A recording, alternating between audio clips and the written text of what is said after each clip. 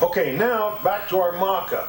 Now we've closed everything up but our fire blocks, and this is what they look like, okay?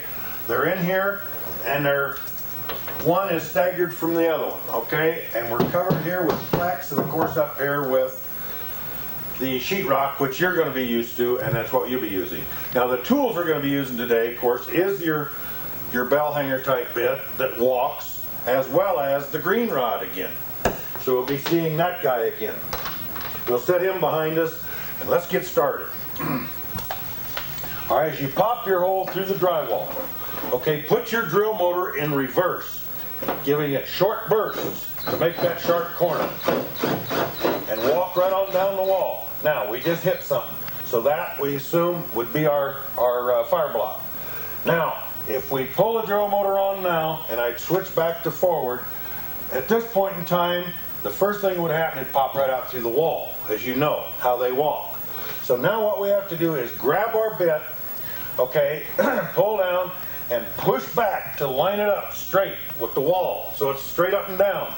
Okay, now, as we go, okay, here we go down through, using very short bursts. All right? And this is why you have to have the tapered back, so you can get your bit back out through, okay? There we are.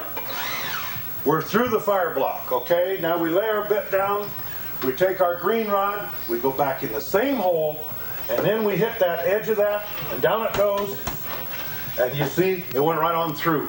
There is no such thing as a fire block if you treat it this method. Now what you're looking at here is reference points. Keep this in mind, reference points. Your two reference points are at the back of each side of that fire block. Because you're in here, you're going out through, so your reference points are those corners. This is important. Doesn't make any difference where you're at here. Now, the point is that you have to push that bit so it's straight up and down. Keep that in mind.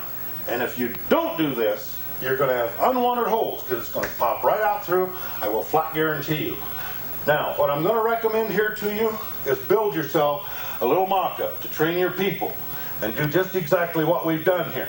Push that bit till it's straight so it drills out, takes out the corner. Okay, now this is very important. And now I'm going to tell you this. If you do it right, you're going to love it. If you do it wrong and have unwanted holes, don't call me.